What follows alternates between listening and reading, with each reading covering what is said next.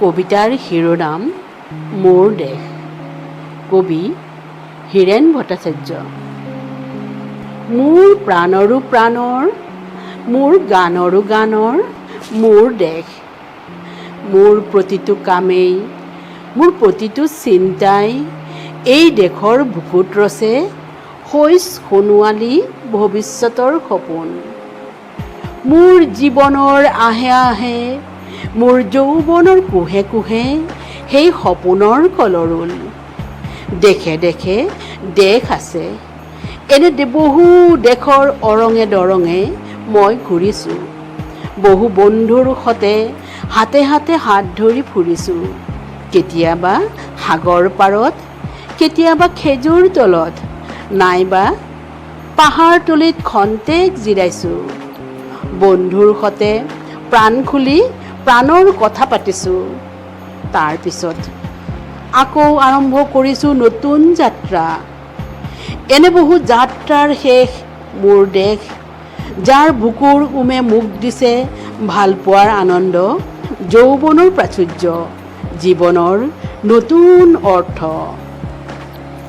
এই দেশৰ প্ৰতিটো পুৱাই মোলৈ লুকাই আনে ঐশ্বৰ্যৰ বিপুল সম্ভাৰ। প্ৰতিটো সন্ধিয়াই বৈ আনে স্নিগ্ধ ফুলৰ সুবাস। প্ৰতিটো ঋতুৱে মোক দি যায় জীৱনৰ আশীৰ্বাদ। এই দেশৰ বাবে মই জীয়াই আছোঁ।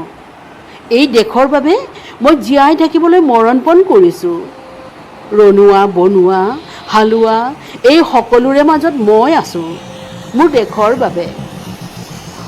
অনৈক্যৰ মাজত ঐক্য হৈ, বিৰোধৰ মাজত সংহতিৰ সম্ভাৱনা হৈ মই আছোঁ। জীৱনে মৰণে শয়নে সপোনে এই দেশৰ আহ্বান মই শুনিছোঁ। শত্ৰু মিত্ৰ সকলোকে মই চিনিছোঁ। সিহঁতৰ অন্তৰ মই বিশ্বাসেৰে জিনিছোঁ। শান্তিৰ চৰাইজুৰিক আজলি ভৰাই মই দিছোঁ ভঁৰালৰ এমুঠি ধান, পৰাণৰ একোটি গান। আৰুতো মোৰ একো নাই। মোৰ দেশ, মোৰ কল্লোলিত সপোনৰ উত্তাল তৰংগই মোক লৈ যায় গভীৰৰ পৰা গভীৰতলৈ, আদৰ্শৰ কঠিন পৰ্বত মূললৈ।